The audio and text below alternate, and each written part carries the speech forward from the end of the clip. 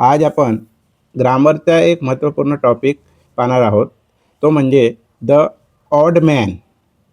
The odd man म्हणजे काय? विसंगत शब्द, गटात न बसणारा शब्द असा त्याचा अर्थ होतो. तर तुम्हाला एक प्रश्न असतो, question, cross the odd man out, म्हणजे तुम्हाला एक शब्दांची लिस्ट दिली असते, शब्द दिले असतात. त्या शब्दामधनं असा या गटामधनं असा एक शब्द शोधायचा राहतो की तो मॅच होत नाही, विसंगत आहे गटाला.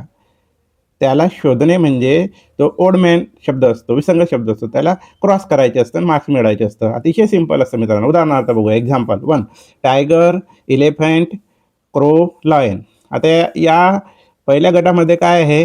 टायगर प्राणी आहे, एलिफंट प्राणी आहे, लॉयन प्राणी आहे आणि क्रो म्हणजे कावडा पक्षी आहे.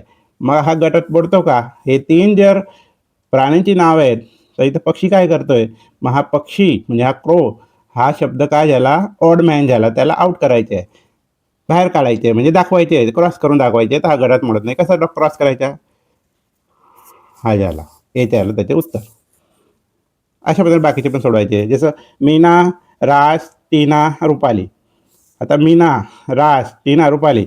मीना, टीना, रुपाली हा मुलींच्या गट आहे. तिथं राज हे मुलाच्या नावे, म्हणजे हा ओड मॅन शब्द आहे. याला पण असा क्रॉस करायचा आणि मार्क्स मिळायचे.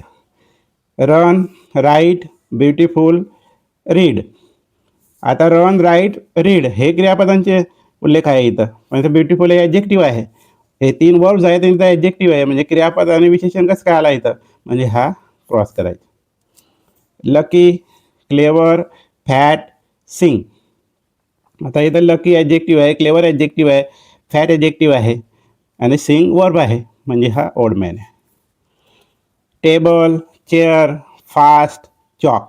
टेबल, चेअर, चॉक हे नाऊन आहे. मग फास्ट हे विशेषण झालं. आलं लक्षात? मग इथं ॲडजेक्टिव्ह काय करतो आहे?